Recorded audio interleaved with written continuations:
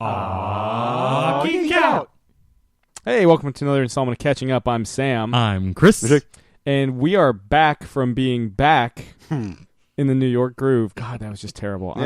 I'm sorry. Keep it in. We were all at New York Comic Con this past week, doing all sorts of things, being in the groove, I suppose. Yeah. I was back in the New York groove. Yeah. You got to take in a bit more of the city. Yeah. You got to actually leave Midtown.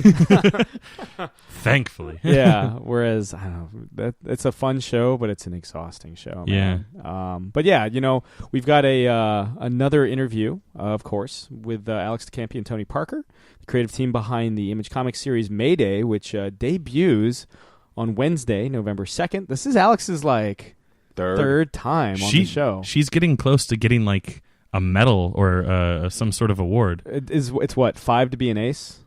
Yeah. Yeah, so she's almost a ace geek outer. We'll just give her a mic and make her part of the ensemble. Yeah, sure, yeah. We should just give her a golden dipped microphone. Yeah.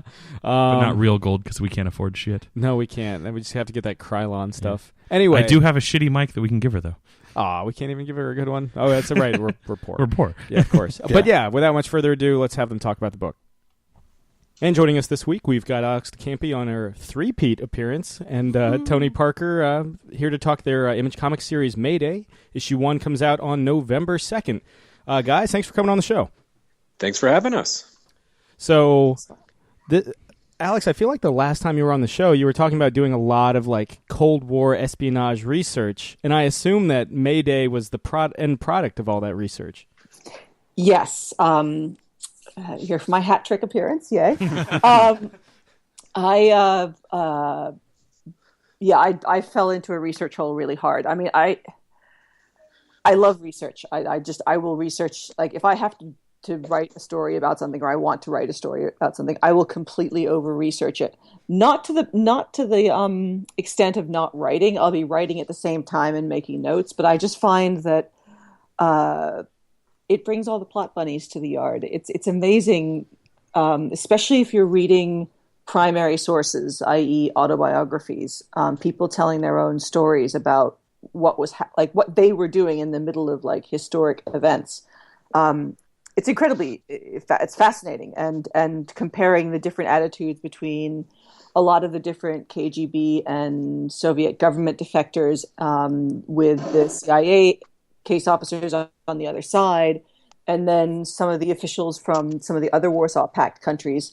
I mean, I have 3 short novellas I want to write simply from just throwaway paragraphs in people's books about, this is my main story, but let me just briefly reference the time during Hitler's invasion of the Soviet Union, where all the intelligentsia were cleared off from Moscow because Moscow was under attack by the Germans, to the Ural Mountains, and Sergei Eisenstein was there, and to amuse everybody, he put on a show. He's like, let's make a film. It's literally the Soviet, let's put on a show, the gang's all here. And I'm like, why?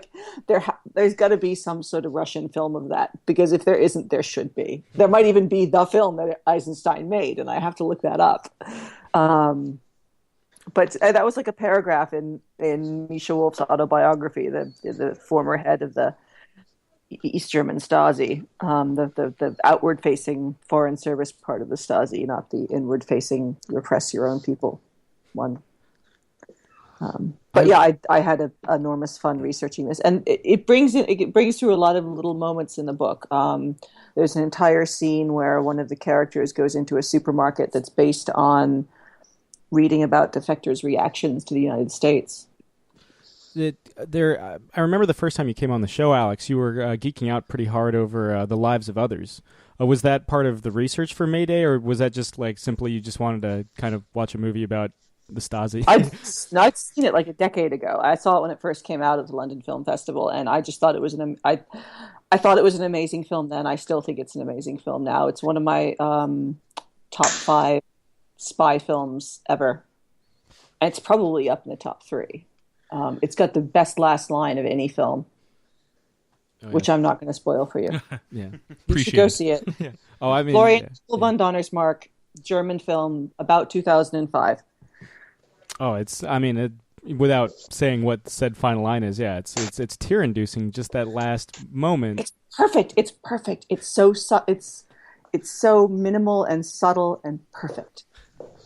Now, I mean, in the visually, this is a very kind of loud book in its own sense. I kind of got from the impression from this first issue that it's kind of almost like a bit of the Americans, but a bit of like Fear and Loathing in Las Vegas at the same time. Tony, what were some of your two totally incorrect influences on the book? Like neither of them were influences at all. I've never seen an episode of The Americans. I don't have time to watch American episodic TV. The time at night that people do that to chill out, I'm writing a novel. And I'm a single mom, and I look after my own mother, and I have work, and I have sleep, and I have taken care of my family, and like that's it. But if you're looking for the influences, the visual influences on the film from the writer's side, it's things like Terrence Malick's Badlands. It's the late '60s, early '70s auteur films about a couple on the run against the man. So Zabriskie Point, Badlands, Easy Rider. Even though the book can be summed up as like, what if the couple in Terrence Malick's Badlands were Soviet agents? Right. So there you go. Although it brings in some of the Zabriskie Point psychedelia as well, but there's not Fear and Loathing or The Americans in its DNA, although it can be read like that. Sure.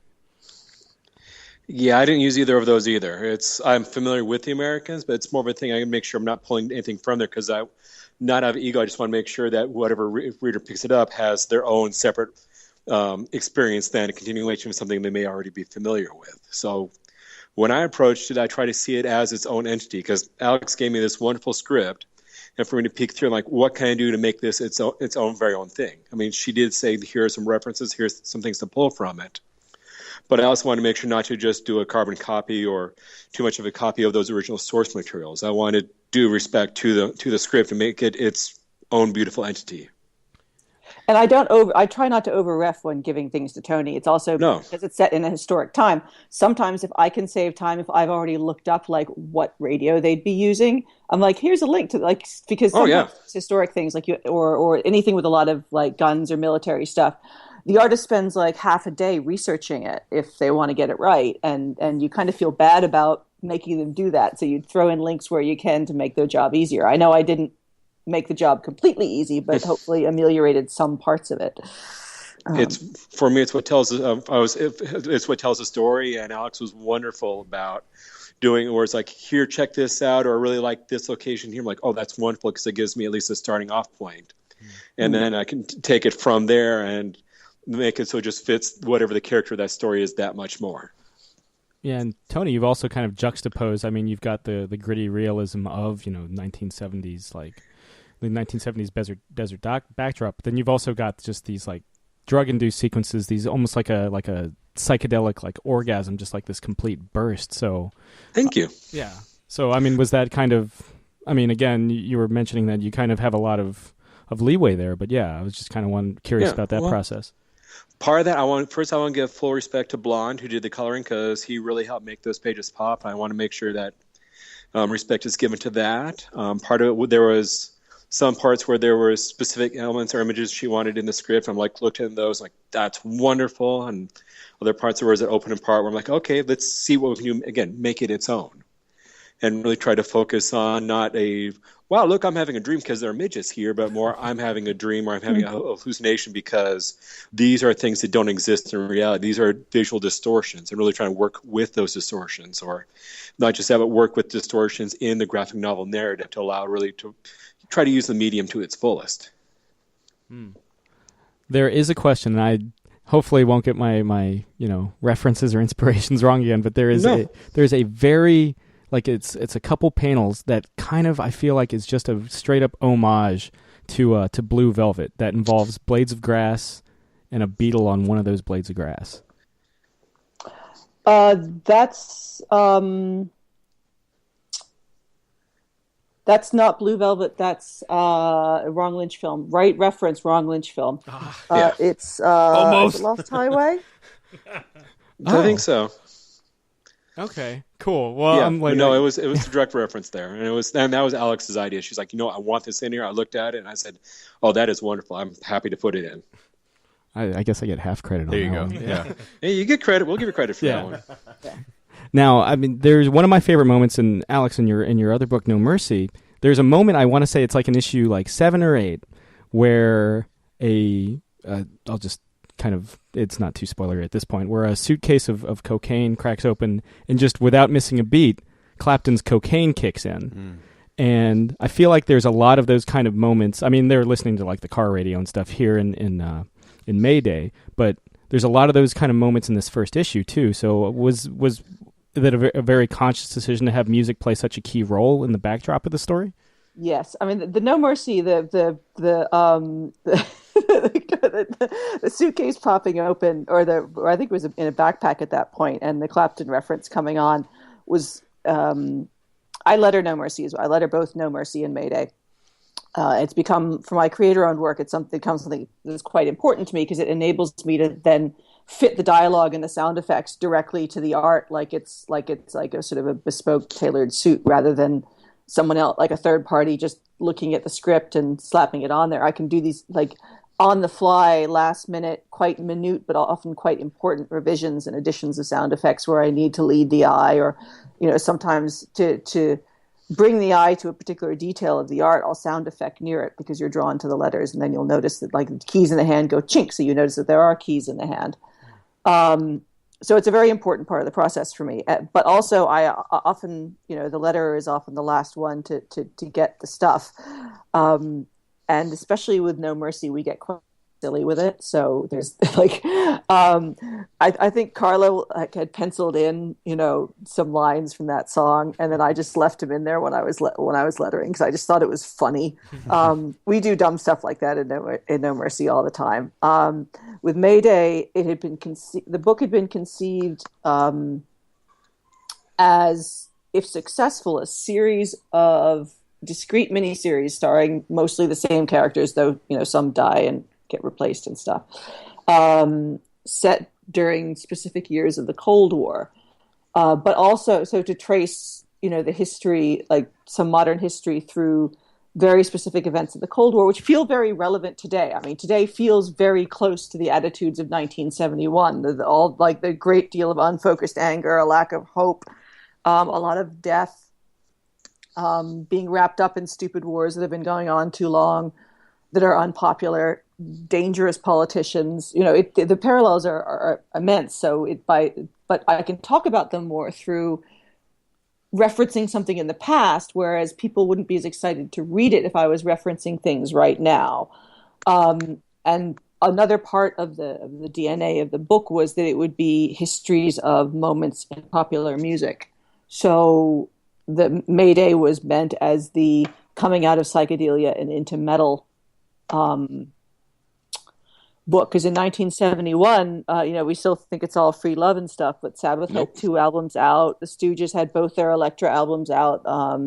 They had the Stooges and they had Funhouse out. Alice Cooper had a couple albums out, and a lot of these guys, if you talk to them, thought they were still making psychedelic music, but there was something so much angrier about it, and so much heavier. And almost nihilistic, that was morphing into something totally differently. While at the same time, on the pop charts, there was this like real sort of American Idol, pop idol kind of ridiculous lightness, like the Osmonds, like Tony Orlando and Dawn, which we specifically reference in the script. And so, and the musicians of the era, especially the harder musicians, were taking a lot, as the white musicians always do, from black music, but specifically things like Miles Davis, Bitches Brew and some of his great works that had just come out, and from modern like classical music as well, or modern classical always sounds like a redundancy in terms. So there's every miniseries that goes on will have a very specific musical landscape that's integral to the time in which it's played. So like when we go to Berlin, and if we're successful and have an additional miniseries, for the Baader Meinhof book, which is all about toxic subcultures, and will deal a lot almost with toxic fandom and abuse, because the Baader Meinhof group were really fucked up. That'll be the Krautrock book, obviously. Yeah, get a lot of, I guess, some more Alice Cooper, or I guess not so much Alice Cooper, but I mean, he did do that extensive tour of Europe right around that period as well. Yeah. But I've got 2 Alice Cooper songs in Mayday, so we'll probably let Alice have a little bit of a sleep afterwards, because they're just 2 amazingly strong songs on there that we get to. I can't remember if we get to Alice Cooper in issue 1. I think at the end we do, and then there's another song in issue 2.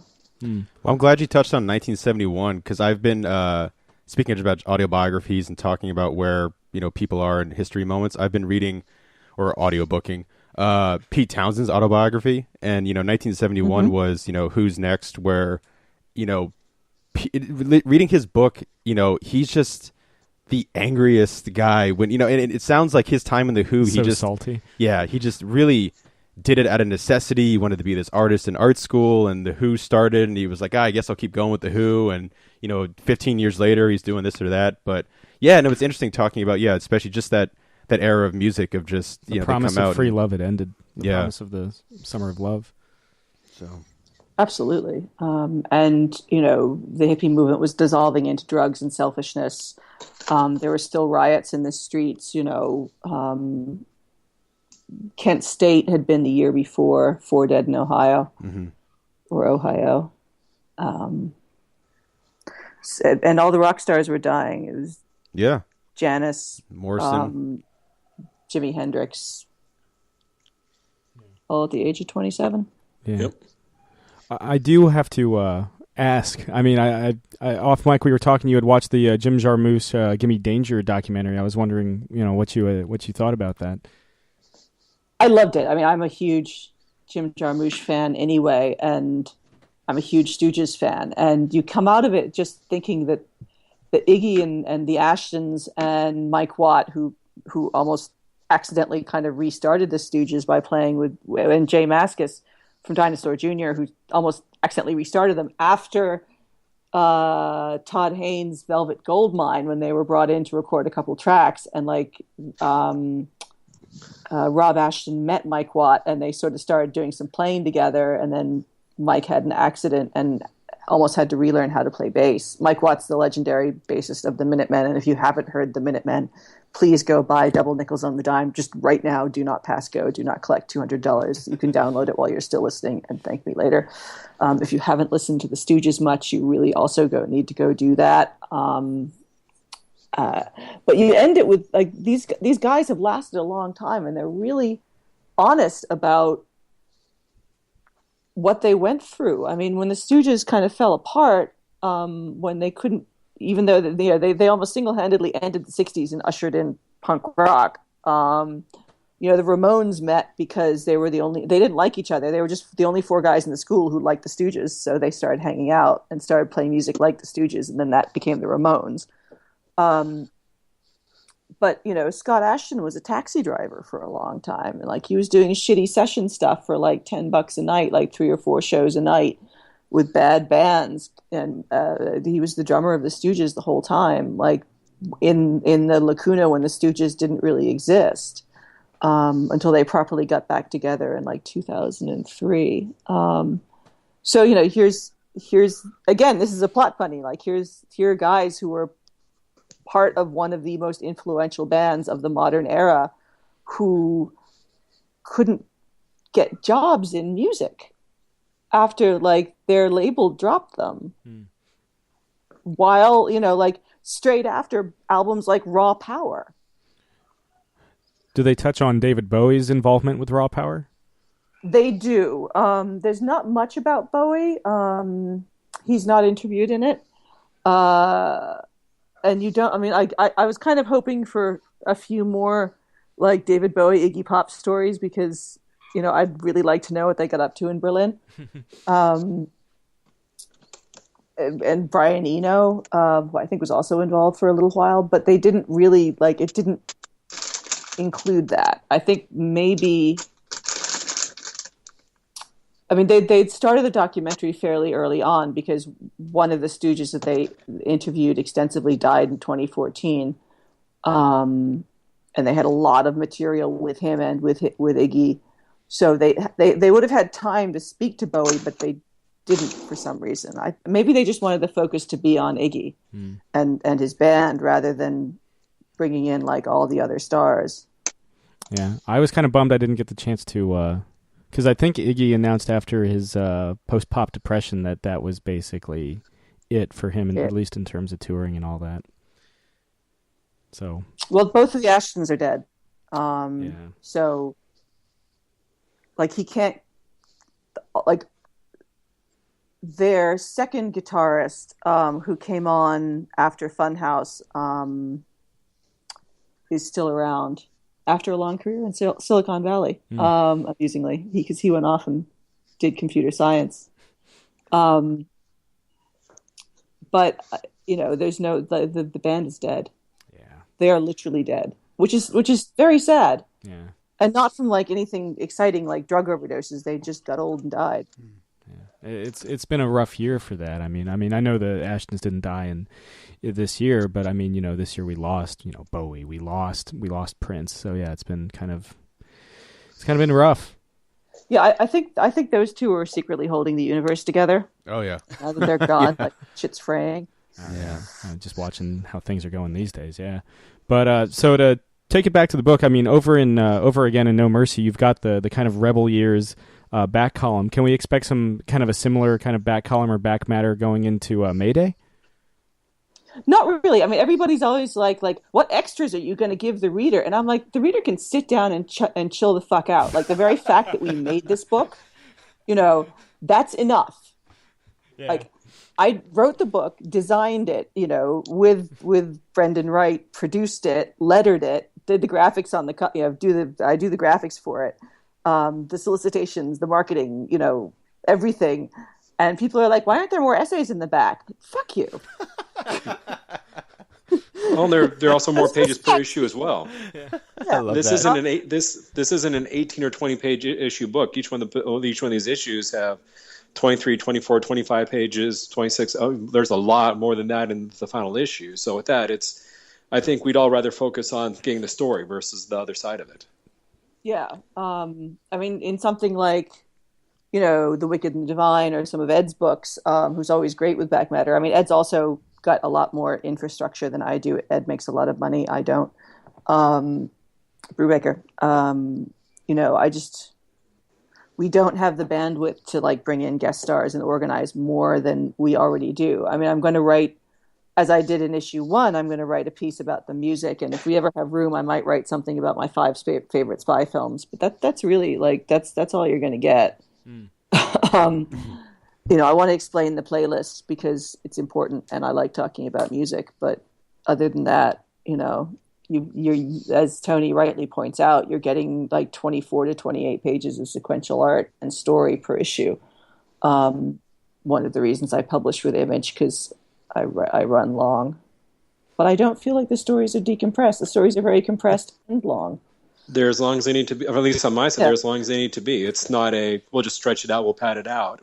This is what needs to be told the story. This is where we need the pacing for within the issue and the pages on the issue. So it's not a stretching out like just trying to get extra space. This is as long as the story needs to be.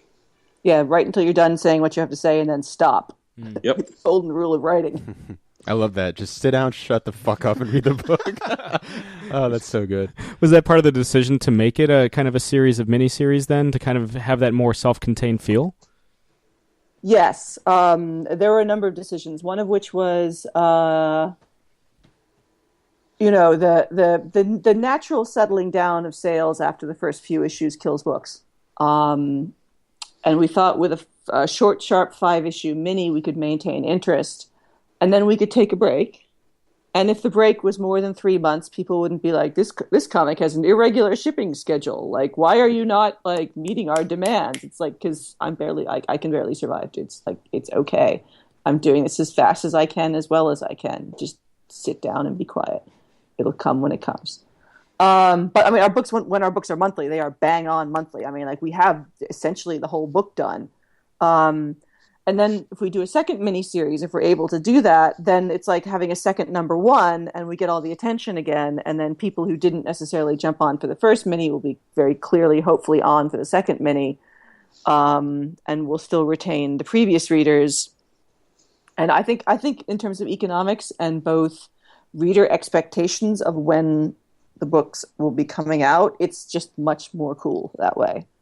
And we're changing locations with each miniseries. Like I say, the first one's California, sunny place for shady doings. Mostly because I wanted to do something that was just out of the usual, like very tense, like Berlin-y feel of the Cold War books, or London or New York or something. Like, we don't see much happening in Palm Springs in the Cold War.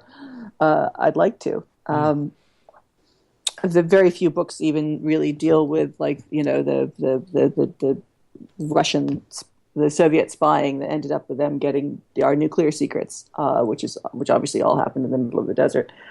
And then we do our Berlin book, but it's our West Berlin book, and it's about terrorism rather than about spying. A lot of this book is actually about terrorism and about perceptions of the spy.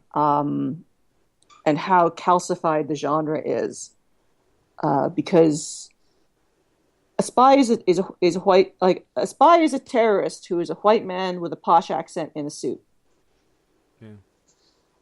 Kind of, you know. And as soon as you start taking those things away, you take away the British accent, you take away the suit, even keeping him white and putting him in a hoodie, he's like, it's suddenly a lot more uncomfortable, and you're a lot less like.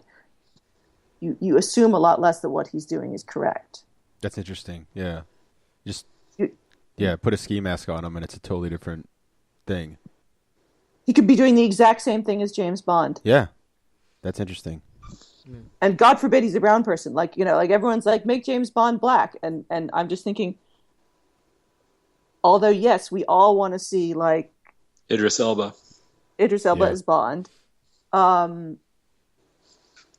You know, like, that would be, like, it would be different, you know. Change the like, and not in a bad way. You just have to, like, you'd have to write it with a racial awareness, because of our culture, that black people simply can't walk around with the assumption of safety that white people do. They don't even need to be armed. They need to be just going about their normal lives, and they're at risk of being killed.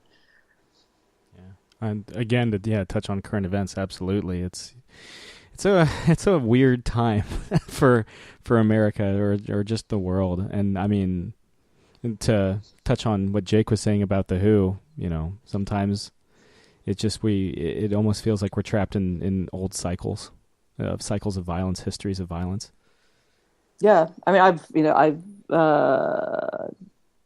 KRS-One's The Sound of the Police is on my workout mix, so I listen to it almost every day. And every time it comes on, I'm thinking that, like, nothing has changed. Yeah. Yeah, I mean, again, when Sam if anything, things have gotten worse in some ways. Oh, yeah. I mean, you know, with Sam and I, when we were driving over here, again, I know we're talking about The Who, like, nonstop, but that's just, like, on my mind just from reading this book. But we were listening to, you know, Won't Get Fooled Again, and we're like, this is the same shit. This is 1971, it's 2016, and it's the same. Like, you could put this song on now and people were like, this is exactly what's going on right now with you know, the meet the new boss, same as the old boss, and all of that. And just and again, I guess that proves the point of the song, though, you know, in a sad, tragic way, when he wrote it, that, you know, it's just the same thing, you know, that revolution becomes the next revolution, So I guess in a way he had a point there, you know, 45 years ago, but it is tragic to listen to it, you know, in between rocking out to it. You're like, this is the same thing we're doing. I do have to ask, like, what is it about, you know, these kind of, like, secret hidden histories, like, or at least the ones that aren't shine that much in Western history or Western culture, like the Baader-Meinhof group, or I think you mentioned the was it the Romanian Defense Service or Intelligence Service? Like, Jan Pacepa, yeah, he's like that. The book Red Horizons, which, like, I'm enjoying the hell out of, but I'm afraid to finish because it might get to a point where it starts talking about my family, and I'm like, no, I can't do that. Like, I don't want to like read the end because, yeah. Anyway, my family has weird history with Romania. Yeah, no. He was interesting because very like, and it's not just a Romania thing. It's just he was one of the highest ranking state security officers of any Warsaw Pact government to defect. And he defected in 79, I think. So he defected comparatively early before things were really falling apart. And, it was obvious that communism wasn't going to work. He was just like, fuck this shit, I'm out, basically. This is wrong. Ceausescu is an asshole. Anyone can see that. He was right in this. Ceausescu was an asshole. And he just like he ends up in the States and he just tells everything, like everything. The Russians don't. Russians, like all the Russians who lived through Stalin, like they hold their secrets really tightly, and they have this whole thing about like they love Russia. They're not betraying their country. They're betraying their government. And also, I think they actually have a legitimate fear that they'll get a knock on the door and a gun to the head, because the extent of a Soviet special tasks operation has never really been fully discussed. I mean, there's a lot that isn't talked about, and the people who did defect, while fairly high up in the bureaucracy, there was no one really at the top. In some ways, the best defector stories come from Arkady Shevchenko, who was a UN official, because he was fairly high up within the foreign ministry. He was working directly for Gromyko for many years. So you just have this one book that's written by somebody who was so fucking fed up, and he knew where all the bodies were buried, and he just says, it's there, it's behind the church. Yasser Arafat was screwing his driver, it's amazing. And I'm quite sure that the stories he talks about with the leaders of the Romanian communist government happened equally in Czechoslovakia, in Yugoslavia with Tito, with in the Soviet Union with members of the Politburo. It's just he's the one who told the stories. So it's not that Romania was like better or worse than any of the other countries. It's just that the stories got told. And I think there's a line, or at least there's a blurb within this first issue that I think just perfectly captures, I guess, that just national fear, where you're just like, there is no Russian word for defector. Exactly. And that was something that came out from my research, because I don't speak Russian. They're the only words in Russian at the time were traitor and emigre. And the Soviet government saw no difference in those words. Like, they had the same meaning as far as the government was concerned. Yeah. To leave is to betray the communist ideal, the Soviet ideal. It's always very interesting to me, like running into, because there was such a large influx of Russian immigrants, leaving the country after the wall fell, and certainly after, during the Yeltsin administration. But there's always this kind of melancholy but solemn pride about the mother country, so to speak. And I wonder what's going on within the Putin administration, and what the national feeling is there, with Pussy Riot and everything there now. I honestly don't know. Unfortunately, like, although I really, really want to go to Russia someday, I haven't been able to scrape up the money. So hopefully in the next couple of years I will. But I don't have any feel what the mood is. And of course, it's a gigantic country. So saying what is the mood in Russia is a bit like what is the mood in America. Like, it's an incredibly diverse, humongous country that's even larger than the U.S. So, people in Moscow versus people in Petropavlovsk, it's going to be a big difference. And like, who in Moscow? Like, the wealthy, the poor. Yeah. It's the complexity of, the post-Soviet Russia. Now, Yeah. The complexity and yet the sameness of Russia being run by a bully. Russia loves their bullies. They do. They do. To kind of, I guess, I suppose, like lighten the mood, there's kind of you were mentioning Easy Rider, and I was kind of, there is kind of a sex, drugs, and rock and roll kind of vibe throughout Mayday. So is there, but at the same time, there's real stakes. So that it isn't quite, I suppose No Mercy kind of works the same way, that it's not, I mean, it's not an escapist story at all. Though I feel like there are more escapist or at least sensationalist or recreational elements present in Mayday. So was that kind of a conscious switch? Not really. I mean, the stories are the books are very similar in that I tend to write a lot of very real interpersonal drama. I mean, another great person we lost this year very recently was Edward Albee, and I'll always talk about Edward Albee in terms of one of being the core people I learned to tell stories from. And I always think that, I mean, it's funny you mentioned the recreational drug thing, because the issue of No Mercy, the issue 10, which comes out in 2 days on Wednesday, might actually have come out in the past by the time all of you are listening to this. It came out on the 5th of October, is all about recreational drug use. I wanted to take some of the more fun elements of the spy genre, the fast cars, the pretty women, but make something real with them. I mean, again, one of my other favorite spy films is, I love the Harry Palmer films, almost more than the Bond films. And Ken Russell directed one. It was the third one after Ipcris File and Funeral in Berlin. And it's called The $1 Billion Brain. And, it's Ken the Devil's Russell directing a Bond film with Michael Caine. And parts of it are crazy because it's Ken Russell, but parts of it are amazing. And I think you can make the stories very real. And also, making the protagonists younger. I mean, they're in their early mid-20s, so they're not going to be making the world's best decisions.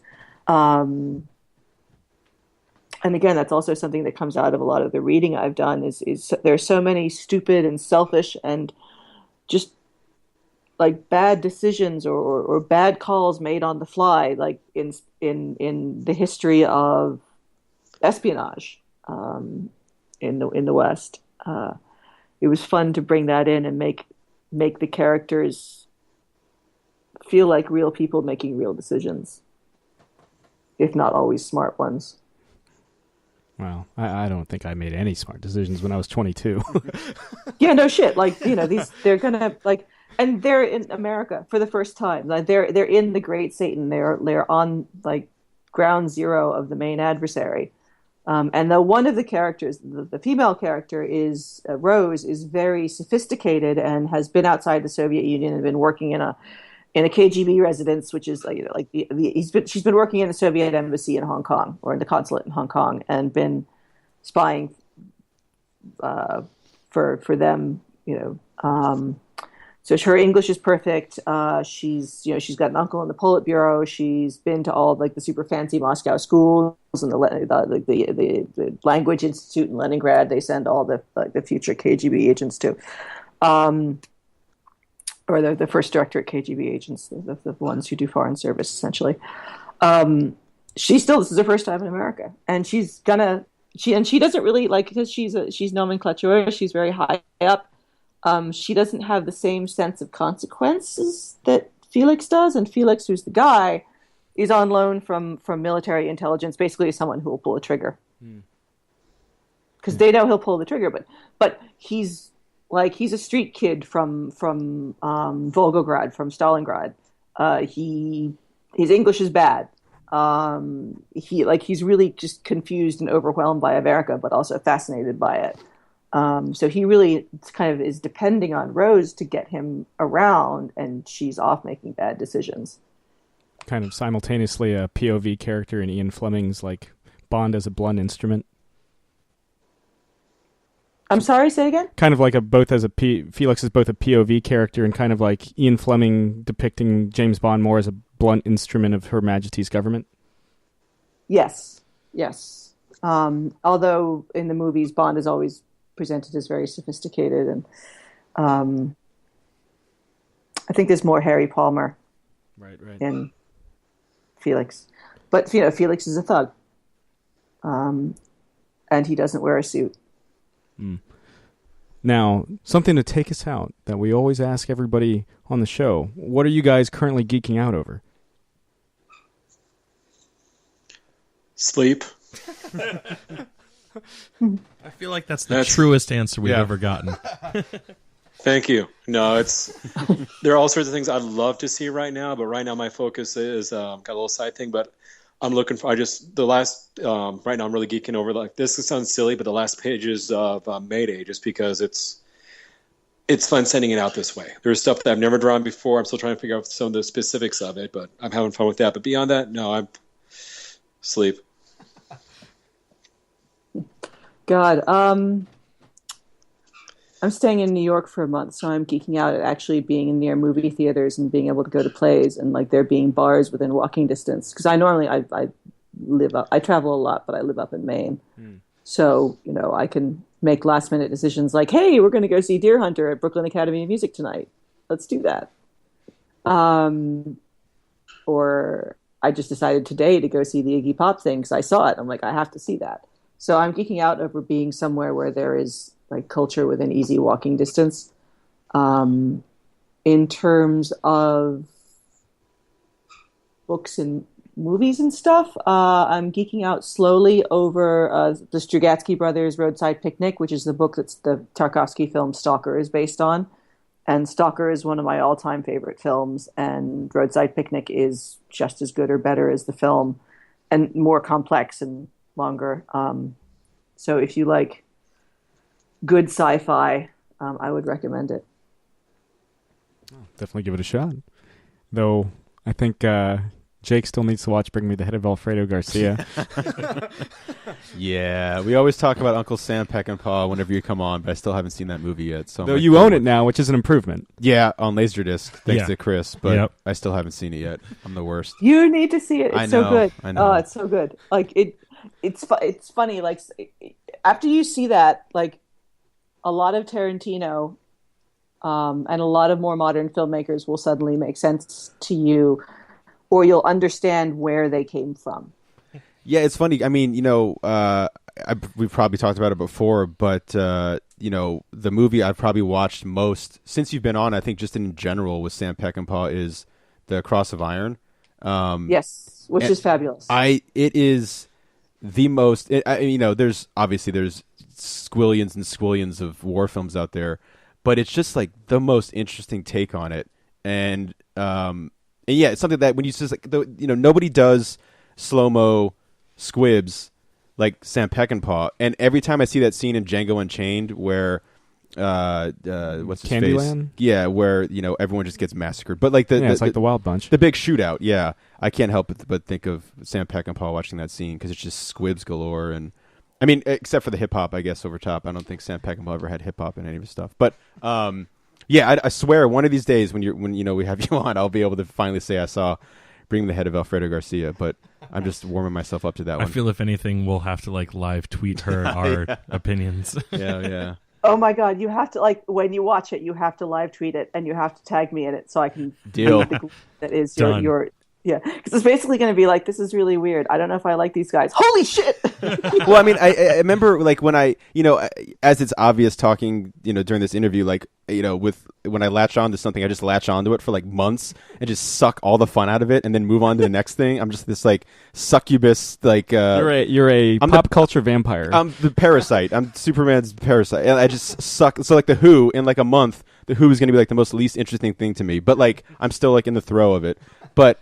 Yeah, with Sam Peckinpah, I remember I was just every time I'd be watching an interview with him, which unfortunately there's not very many that you can find on like YouTube, but any interview I'd see or just read about him, it was always they'd come up to Alfredo Garcia, and it just seems like it's this teetering. It's like it's like a point for people. Either it's like you were saying, like, oh my God, this is the greatest thing in the world, or I fucking hate this thing. And I love movies like that. Like I that's what it's. That movie seems so interesting to me because it just seems like the breaking point for Uncle Sam.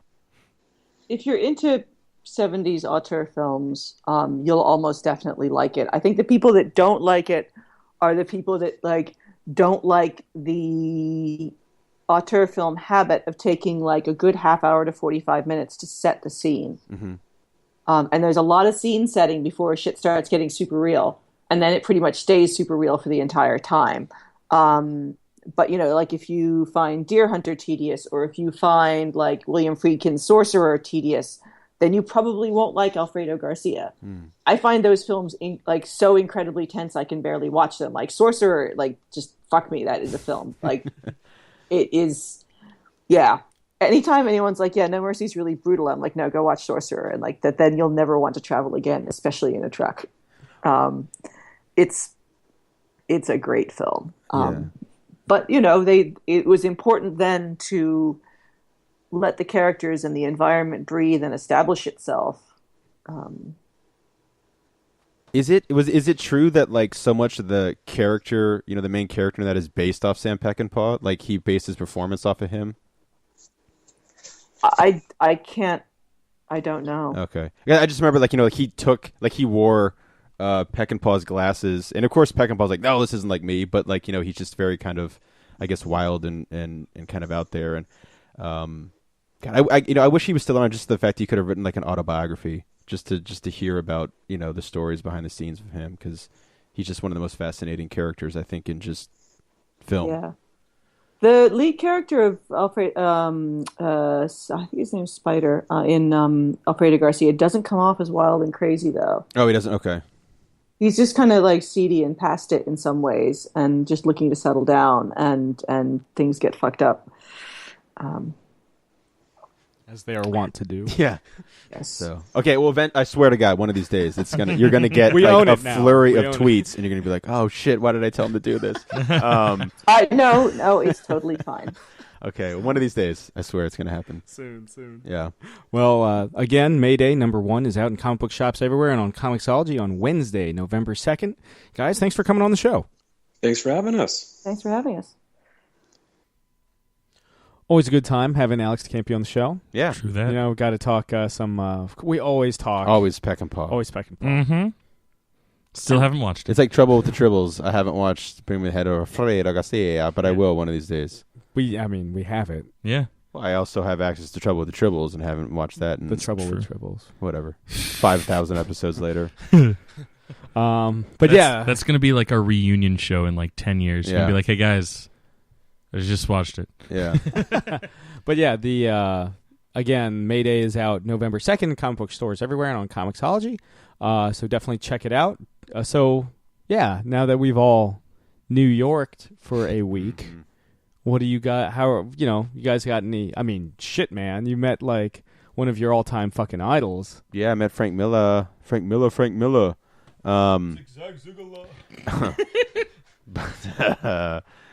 Sam and I have the pleasure of and great fortune of being able to volunteer with Image Comics. That affords us some great. I wouldn't be going to New York Comic Con if it wasn't for them. I wouldn't have gone to San Diego twice if it wasn't for them, and Seattle. So again, they're the reason to thank for all this. But way back when, before we left, Sam let me know that Frank Miller's going to be there, and I was like, oh shit, how am I going to do this? And I kind of was like, well, I don't think I have the time, because I'm not there to dilly dally. To wait, like they were doing like a wristband like lottery to meet him, because obviously that guy would have a line that'd still be going on right now. And Dark Horse did a great job of keeping that line, steady and moving too, because that was no easy task. Moving and a grooving. So anyway, I was like, what, I want to buy, I had set aside like some money, but I was like, usually I go crazy with 2000 AD stuff, and I stop at the booth as always anyway, but there was, I guess, like a curator's collection version of The Hard Goodbye, the first Sin City story, collected in like basically artist edition format, from the original prints and original drawings of Frank Miller for that book.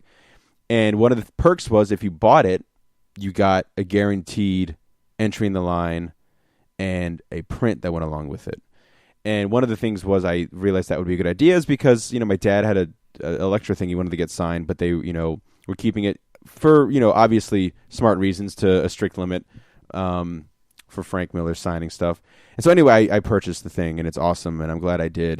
But it's fucking massive, dude. It's like half the size of your table, Chris. It's fucking huge. Damn. And it didn't fit my suitcase. Luckily, we weren't flying. I was able to just kind of put it above my head in the bag and in the car, the big cardboard box. But yeah, I mean, I got to meet Frank Miller. I mean, I was standing in line there like a fucking, nervous freak, and can't see him until the line starts moving.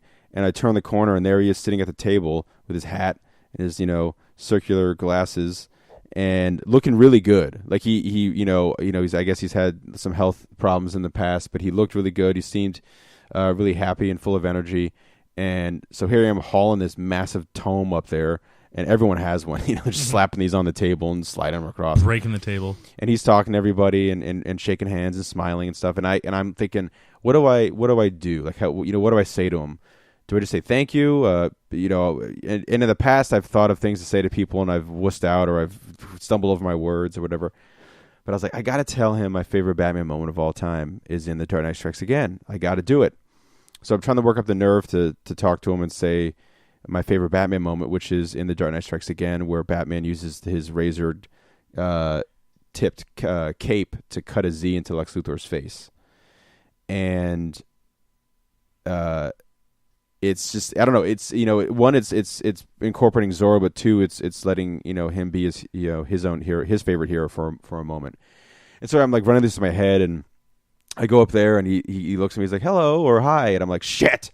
Immediately forgot everything, shit myself, and just fell over.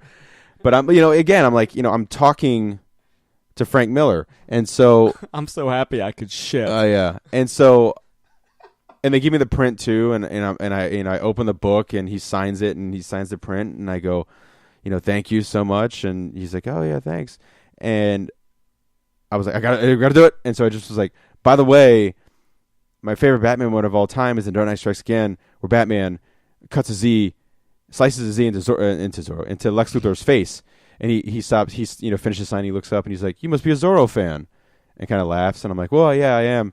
And then I'm like, it's kind of almost like a conveyor belt, and like I'm to like his left shoulder now as I'm going over, and I'm like, but like the reason I love that moment is because Batman for once gets to be his hero in that moment, and he leans back in his chair like this. And he like has his pen in his hand. He smiles at me and he goes, "You're a very sharp reader." And I'm like, "Shit!" And I don't think I even said goodbye. I was just like, "Aha!" And I just walked. I was like, "Oh!" with this tome, and I just went back to the booth, and that was the end of the Greg Capullo signing, and he's there, and I'm like, "What the fuck is going on?" By the way, did you see the fucking cover Greg Capullo drew for Frank Miller? For Frank Miller? Yeah, he drew a cover for Frank Miller and gave it to him. I wasn't really able to do the, work. No. I mean, like, it was on Twitter. Oh. And I was like, it's amazing. I've seen all the, his Dark Knight 3 variants. No, I know, but it's a sketch cover. He drew it for him there. Or I guess he had been drawing it. It's fucking genius. And he, it's Batman punching the Joker into the fucking, mud. What nobody noticed until he pointed it out and I retweeted it, the Joker is grabbing Batman's dick. And, he's like, the fucking master of grit's gonna love this. Look at my Twitter right now, or Greg Capullo's. He has a handful of Batman penis. It's fucking peen. Oh, it's fucking great. But anyway, yeah. So I was like a cloud nine the rest of the day. The day flew by after that. It was a Saturday because I got to freaking meet Frank Miller. It's shake the hand of the guy that wrote Born Again and all the Batman stuff in Sin City and drew, so many of my favorite panels and touched on so many different characters, whether his own. You're totally right. Yeah, whether on his own or other, already established characters. It's astounding. It's my favorite comic moment ever. I don't think anything can ever beat that. It was so much fun. And again, that all comes down to the fact that Image even lets us tag along to help him do this. So again, thanks to Corey and Stang and Kat and everybody for allowing us to do that, because it's a blast every time. This was the most draining con, which is funny because it's on the East Coast, which is our coast. The only East Coast con they do. But man, I don't know. I was just I was drained. Yeah, it's it's the second New York show I've worked with them. Yeah, I remember just turning to the staff both times, just being like, something about this one, man. Something about this one. Like, I have fun. I'm very grateful that they bring us out. Absolutely. I got a little more FaceTime with my. It's always good to get FaceTime with my editor, David Brothers, and with The coolest. Yeah, he's just the coolest. He's like, if Luke Cage wasn't bulletproof and as ripped, Yeah. it would be David Brothers. Well, Vernon sent me a text last night because our buddy Vernon, who went with us for the first time, did a fantastic job. He roomed with David, and he sent me a thing, and he was like, I think David Brothers is the smartest man I ever met. Yeah. He's like, we just talked. They just sat there and talked for last night for like a bit, I guess, and had this like amazing conversation. I was like, yeah, it's always like so interesting and fun to talk to David Brothers. But I don't remember what movie it was, but I was talking about Arnold Schwarzenegger movies last time when I was in San Diego because I was on that kick, and he like was asking me all these questions and made like I'm giving him answers to like. I think it was Last Action Hero, and I was like, yeah, I rewatched Last Action Hero. I get something more out of it every time. He's like, what do you get out of it? And I was just like telling him all of the stuff I never thought about, and he's just getting so much out of me. It was astounding. He's like, if I may cross the streams, David hosts he is the host of the official Image Comics podcast, The I Word, and that man is and he does all the Image Comics panels. Again, I get to talk to him a bit on the reg because he edits all my shit, and he is like he's a fucking master, of puppets. Probably, I mean, if he's pulling your strings, he is pulling my strings. Master of puppets. Fuck. If you got to get the lines. Sorry, but it's almost part of the fucking like deal. Like we have something, and Chris will come in and be like, "It's the almost." Yeah, does the one hand clap? Yeah.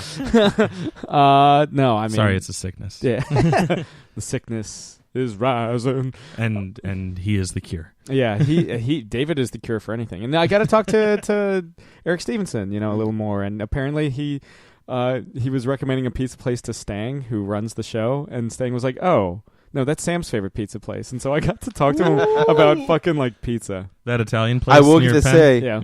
I will just Ken say, talked about that place. I feel like an official New Yorker now because I have a favorite spot in New York to go to whenever I go back. Johnny Isn't that Panini's. the best? Isn't that the best to have Yeah. a favorite spot? And it's funny because we went to this great little Indian place last night as kind of like a end of the con kind of celebration. Although it was like a very kind of quiet, just chilled, so it wasn't like a yeah, fuck yeah.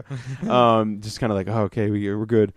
And it was right next to Johnny Panini's. We went there twice. And it's just this guy, just really small kind of thing, and he just makes like the goddamn best paninis in the world. So check out Johnny Panini's, and hopefully soon Johnny Meatballs. Johnny's Meatball? Johnny Meatball? Who knows? One day. I didn't go to Johnny's with you guys. Johnny Panini's is fucking banging. You did some fun stuff too. I right? did. I had the fortune, I guess, of this just kind of being like me going up there. Not, I wasn't affiliated with Image like you guys were, so I got to just be a fan while I was up there, and that afforded me the ability to have it be kind of 50% checking out the con, 50% visiting my old haunts, hanging out with my friends from when I used to live up in New York. So my two great friends up there, Mary and Sarah, they were like, we're hanging out with you every day. So like they were constantly just like, texting me or whatever, finding out where I was, what I was doing, seeing if I wanted to get dinner, get drinks, stuff like that. So like I got to hit up all of my all of my old favorite places. So, for sure, Sbarro, Subway, Pizza Hut, and Panda Express. Yeah, all like pure New York establishments. No, I got to hit up Slaughtered Lamb, and Izzy was working. Oh my god, she hasn't been working there when I've been up there for the last couple times I went up there. She's my favorite server at the Slaughtered Lamb. She's awesome. She doesn't listen to the show, so she has no idea how much I'm pimping her shit. But if you go to Slaughtered Lamb and Izzy's working, give her a hug for me. She'll probably think that you're a weirdo because she probably thinks I'm a weirdo, but that's fine. And I got to go to Criff Dogs, my favorite hot dog joint down in St. Mark's. Big Gay Ice Cream, which is the most delicious ice cream in the city. And then my friends introduced me to this new bar, new to me, because it's actually the oldest still operating bar in New York City. It's been open since 18 something or other. Hey, yo. Yeah. So old that it took like a state law for them to start letting women into the establishment, Jesus. which I guess isn't a thing to be super proud of, but it is still part of their history. And your beer choices are light or dark. They have house beer, and there's a light version and a dark version, and it's awesome. It's a good beer. I'm not a huge beer person, but I liked their dark beer. They serve it to you in 2 half pints. The little mugs too. They're adorable, and they're so tiny that the guys that work there just go and put like 10 in one hand, just 2 hooked on each finger to pick them off the bar and clean them. It's nice, beautiful ambiance. It has sawdust on the floor, which I assume has something to do with cleaning. Probably. But I don't actually know. Apparently that was a very hip thing to do back in the day, and it's like the only bar that still does it in the city. I think it helps like vomit. soak up vomit, spilt beer and stuff like that to make cleaning easier, because then you just sweep up the sawdust. You don't have to mop, everything. But that's my assumption. I don't know. I've never run a bar back in the 1800s.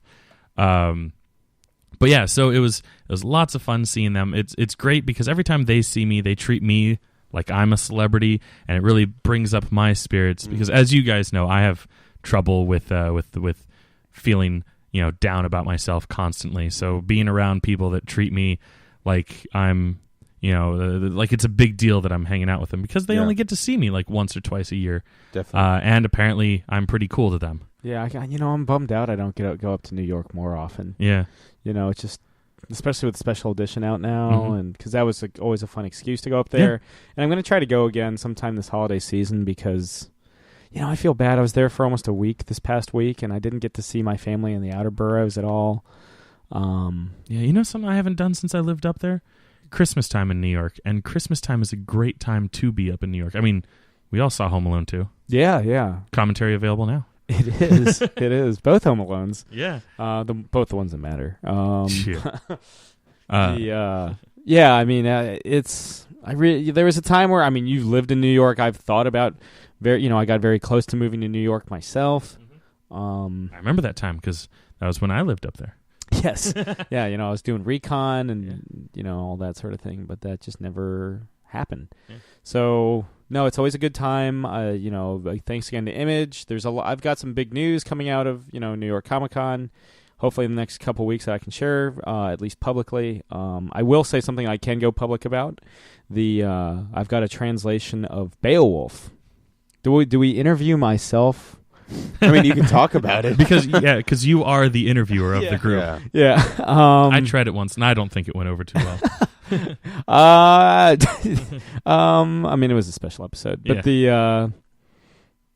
what was I? Oh, Beowulf. Fucking Beowulf, right? Yeah. Well, we should do that.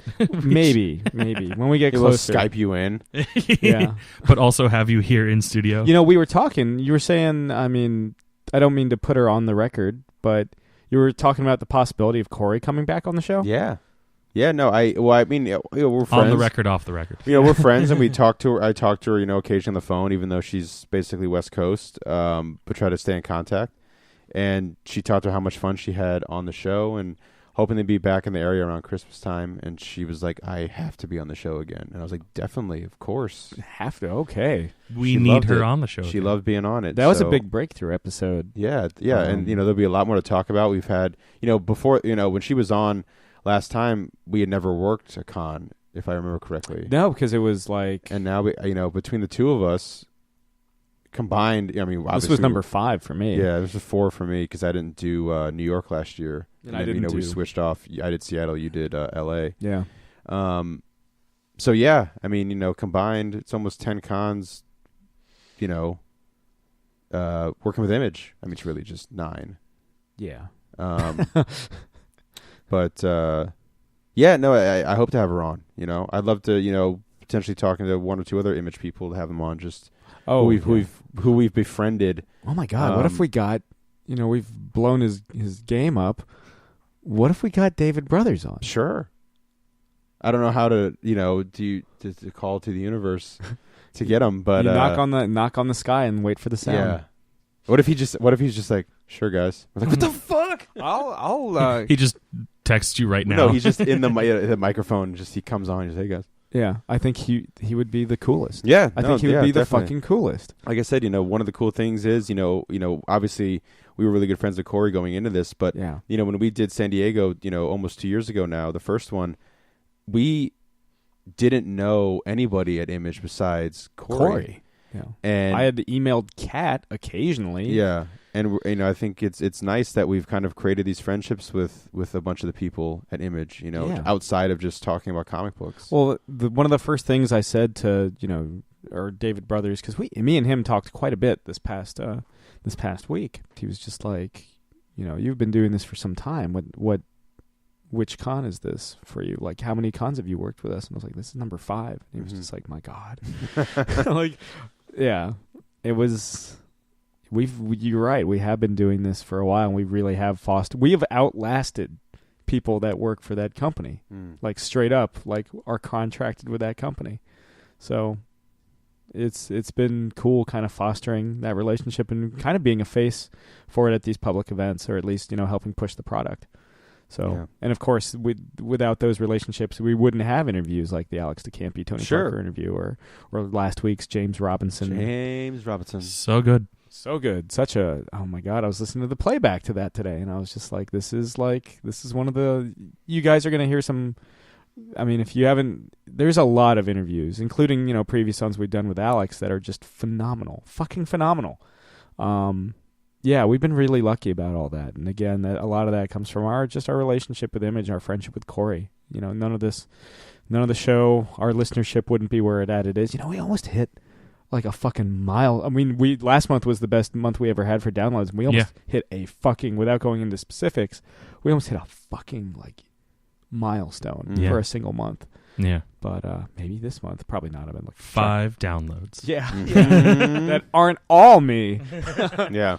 Or Chris's dad. Or Jake's mom. But Thanks, Dad. Yeah. That's mom. So, yeah. I mean, it's always a fun time being in New York. Did I do anything wild? Did you go to your pizza place?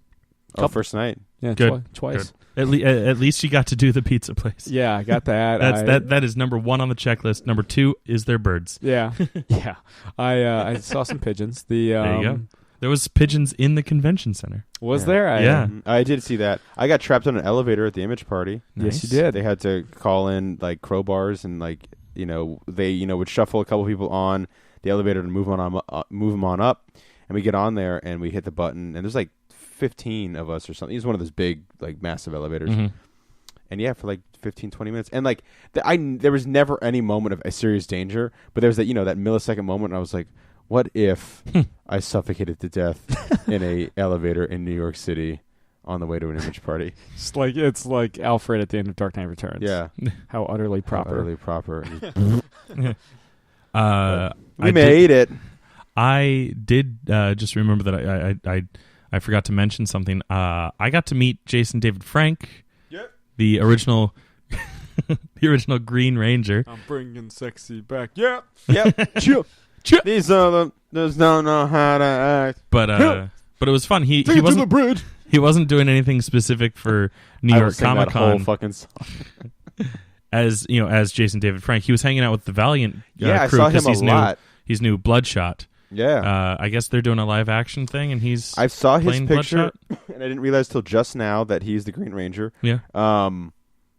But yeah, I saw his picture as Bloodshot. He looks really good. Yeah, and no, then it also the guy who plays TV's Arrow's Deadshot is playing Ninjak, and his outfit looks fucking awesome because Ninjak is like, and I don't mean this as an insult. I mean this as like a perfect thing. Like Ninjak is like what every little kid, if you're like, hey, create a superhero, they'd be like, British spy ninja, and they'd be like, okay, that's Ninjak. So there you go. Yeah, but yeah, so I got to meet him. He wasn't doing anything as Jason David Frank, probably because he, I don't know, something with his Valiant deal. But since he was in the area, he was like, he posted on his Facebook and probably his every social media because he's constantly online. He's like, hey guys, I'm gonna do a little like personal meet and greet. Buy tickets here and meet me at I'll send you the address and we'll like all hang out in a big room and talk and we'll do pictures and autographs and stuff like that. So he was in this. It was a room that was maybe about the size of this whole basement that we're in. If you knocked out the middle walls here, so like maybe like 20 by 20 feet. And it was just like me and like 15 other people who were just sitting there basically having a conversation with him for about an hour. And he went around, he took an individual picture with everyone. His personal assistant actually snapped these photos. It wasn't just like, oh yeah, you can lean over the table and take a selfie with me or something like that. It was a full on, it was like a photo op at a convention. And then he signed at least one thing for every person that was there. So naturally, my Mighty Morphin Power Rangers movie Laserdisc got signed, and it was really cool. Lots of people want to know what he thinks about the new Power Rangers movie, and he's like, hey man, I haven't seen anything about it yet. I know as much as you guys do for the most part, because this was before the new trailer dropped and everything. And he's like, I would love to come back and do more, but at this point, the royalty or the ownership of the stuff that I did is in like 12 different people's hands. So the logistics of the original Power Rangers being able to come back, the one of their deaths notwithstanding, is pretty tough right now. But I'm down for it if they can figure out a way to do it. So that was cool. And then, just meeting him, because he's a pretty cool guy.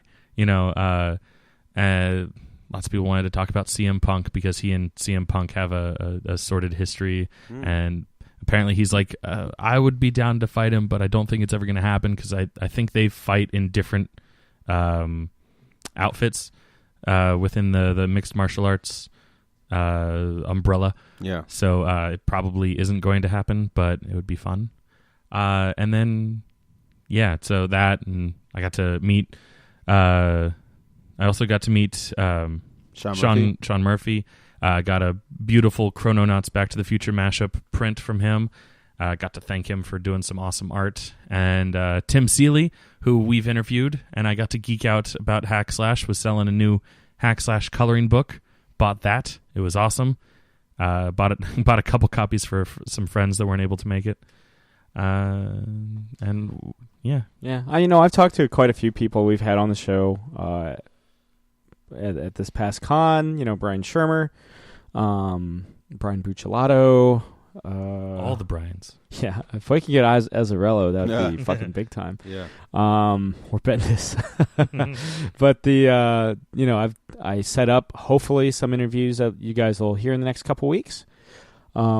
Just try to get that brand. That'd be so fucking cool. Now I'm thinking about David Brothers. Of course. Why didn't I think about this before? Probably because this was the con. One of Jake and I have a couple like unwritten con rules. Yes. And for me, one of them is have a fascinating discussion, and they're all fascinating to be fair. So I guess it is to say have a discussion with David Brothers. And I knocked that off like every fucking day. I was like, oh, like I found myself standing next to him for whatever reason.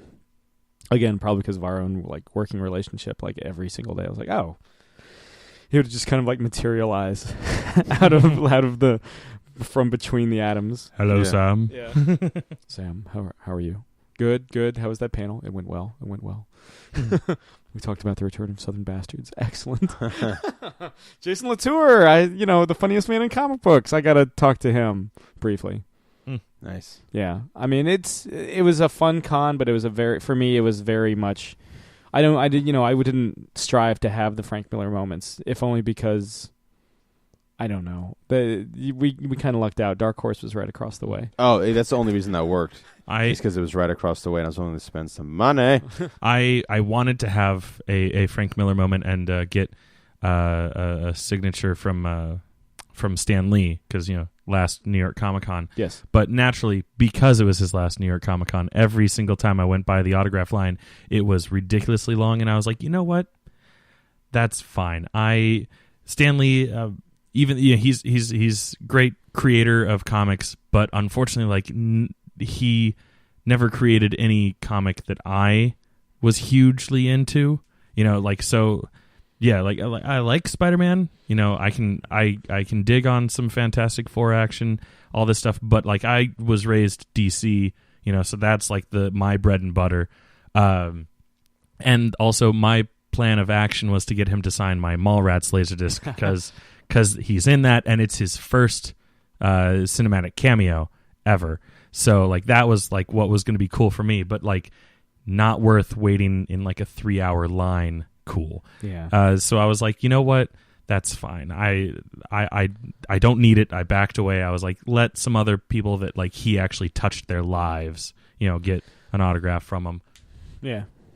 Well, I mean, there it is. There you have it. Yeah. I mean, it's a fun show. It's just an exhausting one. We're glad to be back home. Thanks again to Image. Thanks again to Alex Campi and Tony Parker for coming on the show. Yay. Mayday out in comic book shops everywhere and on Comixology on Wednesday, November 2nd. Give it a try. You know, it's just sex, drugs, and rock and roll, really. Yeah. Yeah. Just within the realm of 70s espionage. Yeah. Which, you know, is the best realm. Yeah, the best. It's the best. The best. But yeah, so this has been another installment of Catching Up. I'm Sam. I'm Chris. I'm Jake. Bye. Thank you very much. Good night, Eric Pana.